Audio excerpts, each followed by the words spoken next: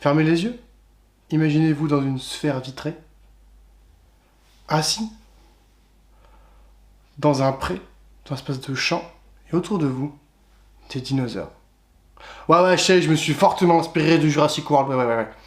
Je ne sais pas si vous êtes passé à côté de l'info, mais Neuralink, qui est une start-up neurotechnologique, qui a été fondée par Max Hodak et Elon Musk, a affirmé être capable de pouvoir créer un parc sous le thème du film de Spielberg. Info ou intox, on va débriefer tout ça. Pour commencer, on va parler de Neuralink.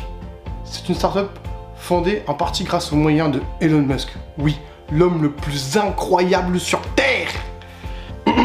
Cette société développe des implants cérébraux d'interface neuronale directe. À tes souhaits.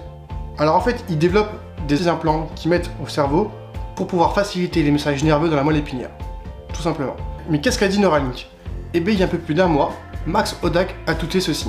Nous pourrions probablement construire un parc jurassique si nous voulions. Ce ne seraient pas des dinosaures génétiquement authentiques, mais avec peut-être 15 ans d'élevage et d'ingénierie, nous pourrions avoir des nouvelles espèces exotiques. J'ai envie de dire, mais what the fuck, boy? Mais ok, je vous propose qu'on regarde ensemble pour savoir si tout cela est possible.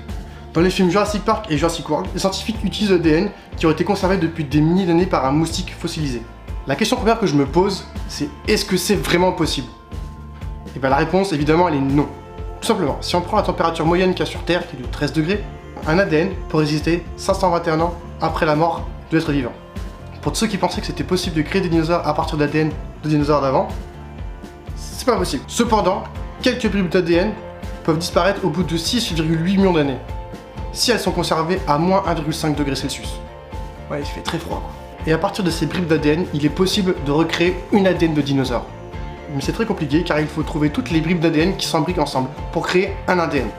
Et en général, les bribes d'ADN qu'on retrouve à cette température-là sont les bribes d'ADN de mammouth. Alors Max Hodak aurait donc menti? Eh ben non. Alors oui, il est improbable de recréer des dinosaures, mais il est possible de faire renaître des espèces disparues. Et figurez-vous que cette idée-là est pas toute neuve.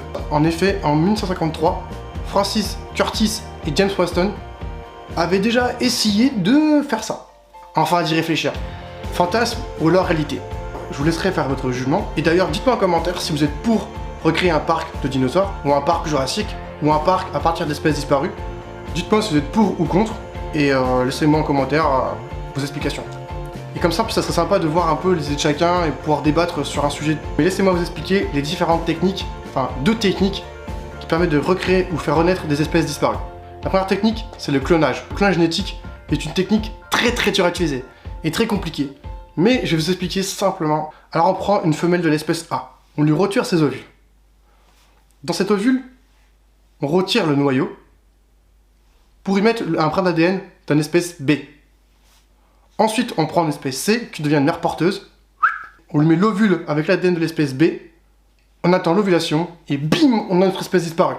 J'ai quand même très simplifié. Et ce qui reste en soi compliqué, c'est qu'il faut une ADN entièrement constituée. Il est très rare d'avoir une ADN totalement complète. C'est alors là que vient ma deuxième technique, l'ingénierie génétique. Alors cette technique est tout simplement la suite logique du clonage. Je vous ai dit juste avant qu'il était très compliqué d'avoir une ADN totalement complète. L'ingénierie génétique est tout simplement une réponse à ce problème. Car tout problème, il y a une solution. Alors l'ingénierie génétique, c'est tout simplement une version bêta du clonage. Alors l'ingénierie génétique, c'est qu'on prend une espèce A, qui est notre espèce, disons, disparue. On prend une espèce B. On essaie de rassembler un maximum les parties de l'ADN de l'espèce A. Ensuite, on prend l'espèce B qui se rapproche. On pallie les trous de l'ADN de l'espèce A avec l'ADN de l'espèce B.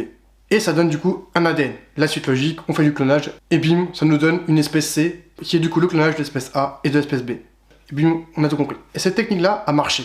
Parce qu'en 2009, on a réussi à recréer un bouc des Pyrénées qui avait disparu dans les années 2000. Bon.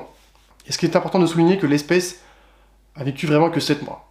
Ouais, c'est quand même important. Cette espèce, elle est morte d'un cancer de poumon, et on a remarqué qu'en fait, c'était une des failles de la technique de l'ingénierie génétique. Mais je vous parle de ça, c'était quand même un fait qui date de 12 ans. Donc j'imagine qu'avec le temps, on a réussi à évoluer, à trouver une autre solution, une autre technique, bref. Au final, Max Hodak n'a pas dit n'importe quoi. 15 ans, je pense que c'est le temps nécessaire pour réussir à parfaire cette technique. Cependant, il y a d'autres choses qui bloquent le passage à l'action. En effet, créer un animal pour qu'il meure 7 mois après, déontologiquement parlant, c'est pas humain. Mais on peut aussi se poser la question si c'est pas un coup marketing. Par la suite, ça pourrait devenir un moyen de monnaie d'échange entre plusieurs pays. Mais bref, si tu acceptes que Neuralink le fasse, forcément d'autres sociétés vont vouloir le faire. Et là, dans ce cas-là, il risque d'avoir une hausse du banditisme, du braconnage et surtout de la fraude. Ce qui complique encore sur la question éthique, c'est que de nouvelles lois apparaissent dans certains pays qui mettent l'animal, la conscience de l'animal en avant. L'animal n'est plus un objet, et je peux vous assurer que si tu crées un parc comme ça, il est en train de faire le fou, et si tu crées un parc comme ça, j'imagine que des associations comme WWF vont être vachement à cheval sur ce que tu fais, vont faire hyper attention à ce que tu respectes bien les règles. Et là, j'avoue que ça risque d'être compliqué, ça reste encore un palier supplémentaire. Tout simplement, c'est ce qui freine la création de ce parc comme ça. C'est aussi le prix, le coût que ça a. J'ai après regardé, si tu veux créer un parc comme Jurassic World, ça coûte 10 milliards juste à la conception. Après, il faut que tu mettes les animaux dedans, c'est à peu près 5 milliards, donc en gros le parc, totalement construit avec des animaux dedans, en gros le parc te coûte 15 milliards de dollars. Bon, dedans je compte aussi les soins des animaux, l'ouverture, la lumière, l'éclairage, les salaires, machin. Ça fait quand même, pour lancer ton parc, du coup, ça te fait quand même 15 milliards de dollars. C'est un coût. Alors tu vas me dire, oui, mais Elon Musk, il a 164 milliards de dollars sur lui. Ouais, mais le mec peut pas tout investir et prendre des risques.